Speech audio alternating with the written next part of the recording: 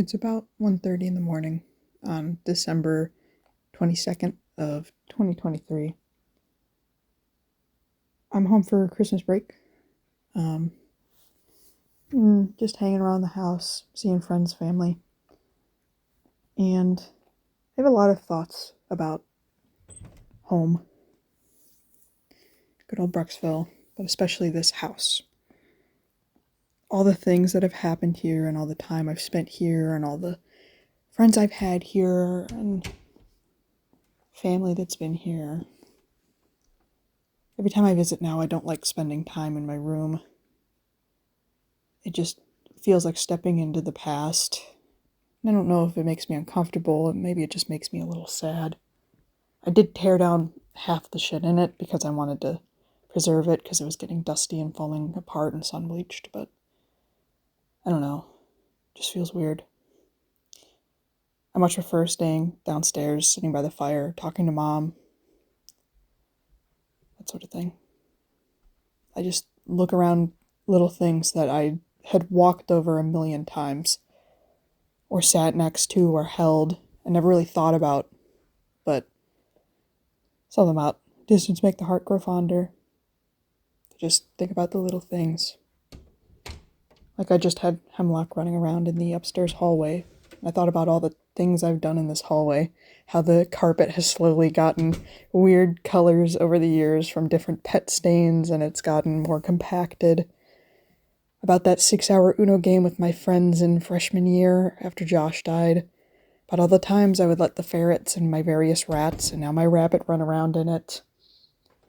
Days setting up pillow forts with Sam, all in an empty hallway with really ugly green carpet. There's lots of memories downstairs. The different carpets there's been, the different decor there's been, the different TVs we've had, all the different people we've had, the play fights we had, the killer pillow forts, the different birthdays, the tears, the laughs, the hugs, all of it.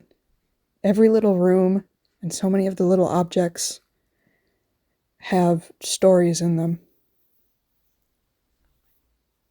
And I'm going to be really sad when we have to leave this place one day. It'll still be there, but it won't be what we had. It'll be someone else's then. And that's just part of life. And it sucks.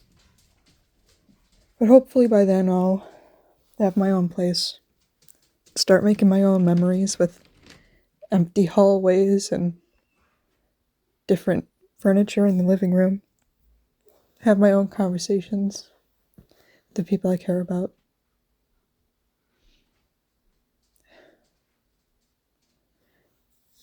I get emotional about the yard too.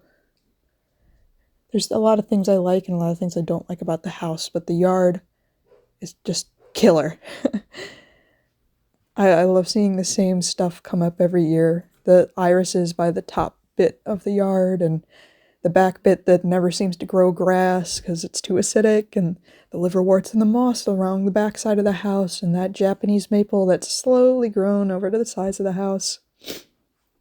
The big black oak in the front, the sweet gum that's been dying ever since we put in those, the paver patio, the red maple and the ash on the corner, the various things I've planted in the front, like the sedum and the gladiolus, and all the different versions that front little patch of grass has been for the longest time. Rose bushes, and then we planted things, and then one year it was just corn, and then I kept planting herbs, and then there was the whole cilantro incident where we planted so much, and then I left it out for all summer, and then at the end of the summer I had to pull it all up, and I made myself sick, and now I can't eat cilantro. Right now it's empty, but it's winter. Mom says she wants to put bushes in or something, but that little bit of yard is always coming and going. There's so many birds here, too. There isn't even feeders around, but just a couple of bird houses and all the trees around just make it perfect. I love the yard. A lot of memories in the yard, too. Running around in the dark playing tag, pretending we were playing like Club Penguin or littlest pet shops with my various friends throughout the years.